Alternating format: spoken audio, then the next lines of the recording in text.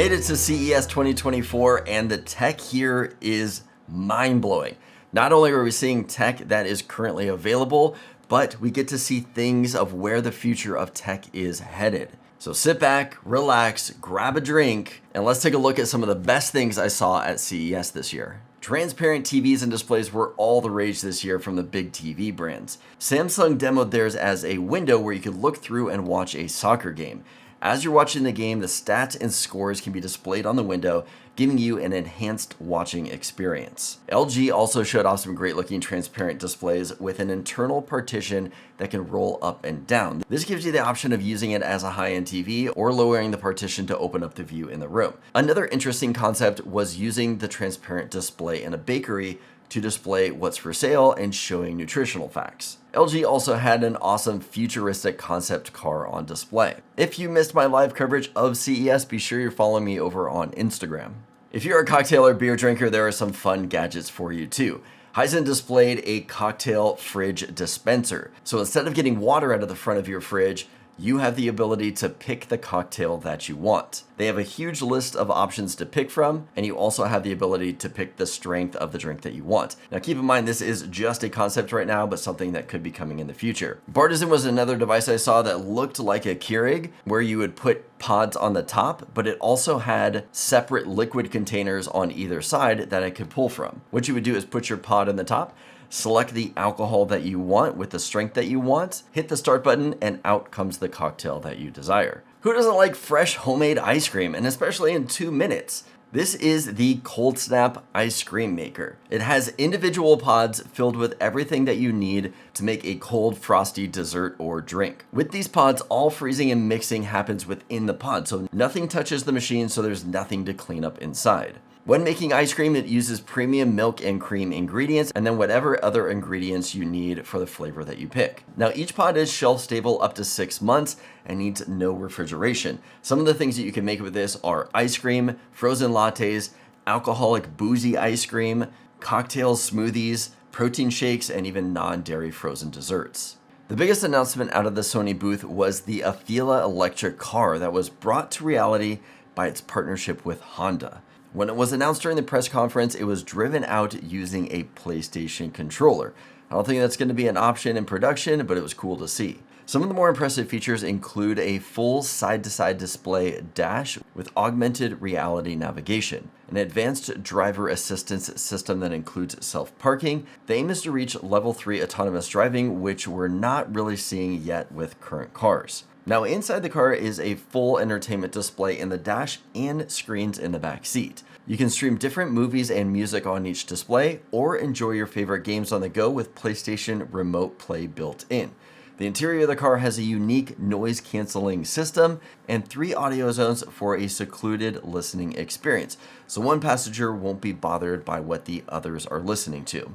The Afeela also has facial recognition, so it can open the door if it recognizes you, adjust your seat how you like it, load your personal data, including calendars, reminders, maybe favorite locations. And this car is going to be available for pre-order next year in 2025 and hopefully on the road in 2026. SeerGrills was a pretty cool device and even won Best of Innovation Award. This is a vertical tabletop grill powered by AI, which AI is obviously a buzzword at this event.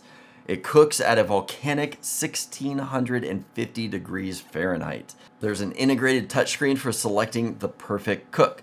So you select your meat, pick your cut, doneness level, and sear level. The tray opens in the middle and uses a spring to accommodate for the different thicknesses of meat, and the heat sources move in and out to provide the perfect combination of sear and internal temperature. There is also a door on the front that opens and closes as needed. Using that super hot heat, it can cook steaks in as little as 1 minute and 45 seconds or chicken in 2.5 minutes. The fat drips in the bottom of the tray for easy cleaning, and both the vertical tray and the drip tray are dishwasher safe. This doesn't just cook meat though, you can also cook pizzas, and it has a rotisserie for cooking whole chickens and skewers.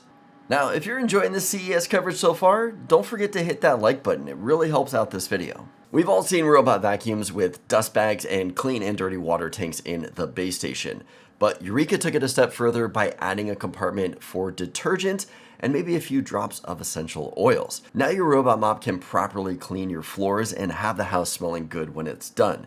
Another first of a kind feature with this vacuum is its rolling mop pad. Every other robot mop that I've seen has spinning or vibrating pads that just spread the dirt around and then has to return to the base station to clean its pads. But this new J20 model from Eureka comes equipped with clean and dirty water tanks inside of the vacuum. As this mopping pad rolls, it has a rubber scraper that removes the dirty water into that dirty water tank and replenishes it with fresh, clean water. When the floors are done, it returns back to the mothership to empty its tanks into the larger base station and dry the pads with 134 degrees of hot water, which is the hottest temperature in US history, to prevent bacteria growth and odor. On top of this vacuum is a LiDAR sensor for mapping the house and cross-line lasers in the front for obstacle avoidance. There are no cameras on this mop whatsoever for your privacy.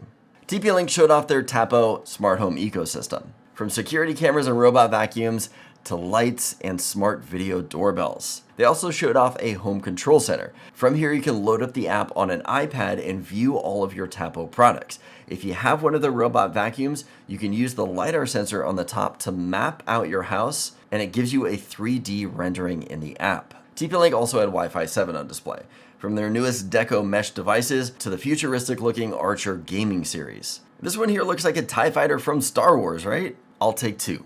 With all the smart home technology we have in our house, it is time to eliminate screen time and replace it with a chunk of wood. But not any chunk of wood. This is the Mui Board Gen 2 Smart Home Hub, and it's made from real maple, not a veneer overlay.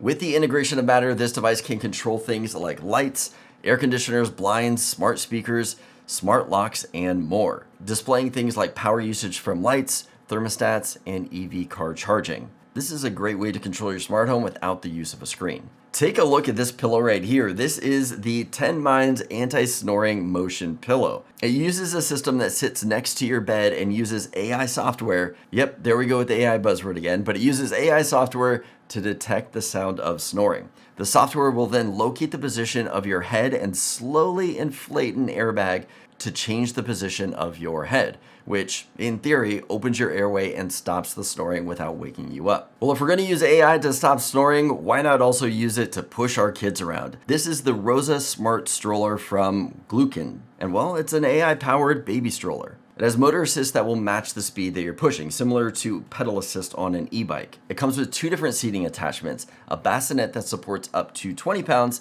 and a seat that supports up to 50 pounds. The motor assist will allow you to push uphill with no effort. This sounds great for grandparents. It has brake assist for going downhill and preventing a runaway stroller. And it also has a follow feature that uses onboard sensing to follow the sidewalk and avoid obstacles. It'll then stay within arm's reach of you, keeping pace based off the cell phone in your pocket. Built-in speakers with pre-programmed music, storytelling, and an option for white noise. It comes with a modular removable battery to swap in and out, or you can plug the stroller directly into the wall to charge it up. They say it takes about 4 or 5 hours to fully charge the battery and lasts about 10 days of normal daily use, which they didn't specify what that was. Kohler is one of my favorite booths. I don't know if I just like the sound of all the running water or seeing the insanely expensive bathtubs and toilets that they have, but I was able to check out one of their new self-care wellness brands called Sprig. It's a shower infusing system that comes in 2 models. You can either retrofit and add on to your current shower, or you can get a new faucet that comes equipped with a detachable hand shower. The Sprig uses 100% natural aromatherapy pods that infuse into the water coming out of the shower head. To use it, you're going to pull down on the tab and it starts slowly pulling from the pod. There are 8 uses per pod and each use lasts about 1 to 3 minutes depending on your water pressure. Pods can also be switched out depending on the experience that you want, and the Sprig scent also come in sprays and candles, giving you the full at-home spa experience. Amazon's booth had a lot of Echo devices on display, in addition to its partnership with other third-party companies. We saw things like the Rise Roma Indoor Garden, and the interactive Moxie AI robot for kids. One thing I was really excited about was getting my hands on the soon-to-be-released Echo Hub. This is the dashboard that every smart home enthusiast has been waiting for on their Echo Show devices. The touchscreen was quick and responsive. It had rooms listed on the left-hand side and smart home categories listed on the bottom. I like that the home screen listed your favorites and showed multiple cameras. I'll dive deeper into the Echo Hub when I get my hands on it later this year. EcoVacs showed off their Winbot W2 Omni coming later this spring. This is a robot window cleaner with its own battery-powered docking station. So you can move this around the house as needed, and it has a 15-foot tether to get those tall, out-of-reach windows. You use it by adding water and cleaning solution to the tank and then placing it on the window. Hold the button for 3 seconds and let it gain suction to stick to the window. It has 3 nozzles on front, giving it a wide-angle spray. When it's done, you can return it to the base station, push a button to recoil the cord, and the base station will clean the pads. It has a runtime of 110 minutes. Aqara announced a few new products at CES. We have the new M3 Hub with Zigbee 3.0 that will also act as a Thread border router and Matter controller. This will give it the ability to manage your entire smart home in the future. However, support for third-party Matter devices will be rolled out in waves. The SmartLock U300 is another exciting announcement from Aqara. This is a hand lever with a SmartLock built in, so perfect for garage doors or doors without a deadbolt. It has a fingerprint reader, keypad, and NFC tags for options of getting in. This device does work with Thread and is compatible with Matter. Aqara also had their FP2 sensor on display demoing a new fall detection feature. Thankfully, fellow YouTuber Shane Watley was around to demo the system. When a fall is detected, you can set up an automation to sound an alarm and flash the lights. The SK group had quite a display this year. A great looking sphere in the middle was a miniature size to the big one that we're seeing on the Vegas Strip, but they also had what they were calling a magic carpet. This would allow 4 people to board this device and give them an immersive experience as if they were flying around a futuristic Star Wars looking city. Govee's display was a house that was fully decked out in their LED lighting. From lights hanging under your steps and eaves of your house to Christmas trees and curtain lights that could cover your garage. Walking into the house, you got a living room display with lights that mimicked what was on the TV. We had the TV string lights behind the TV bar lights on either side of the TV, and then we also had their new RGBIC Y lights. I thought this design in here was awesome, and I love seeing everything linked together. One of my favorite things I saw set up in their gaming room were the Glide Hexagon Light Panel Ultras. The display they had going up the wall were 2 scorpions fighting each other, and it comes in both a white and gray design. I stopped by the EcoFlow booth and they showed off their new portable refrigerator. This thing was really cool because it was more than just a fridge. You can control the temperature inside, but if you put the divider in the middle, it will partition it where you can have a separate refrigerator and a freezer. You can control those temperatures individually. Next to that is also an ice maker. This thing is able to make 19 bullet-shaped ice cubes every 15 minutes. It's got a battery built inside, can be charged up using solar panels, and has optional wheel attachment. Aiper had a really cool above ground pool setup. They had a couple buoys floating around that can connect to your phone and give you your different water parameters. They had a solar powered skimmer on top that would pick up anything floating on the surface. And then underneath the water, they had a completely wireless pool vacuum. All of their devices can be connected to the app and monitored. CES 2024 was a great experience, but I gotta say, my favorite part of the whole trip was meeting my fellow YouTubers. Every night was some event or some get together where we all got to hang out and get to know each other more. I can't wait to do it again next year.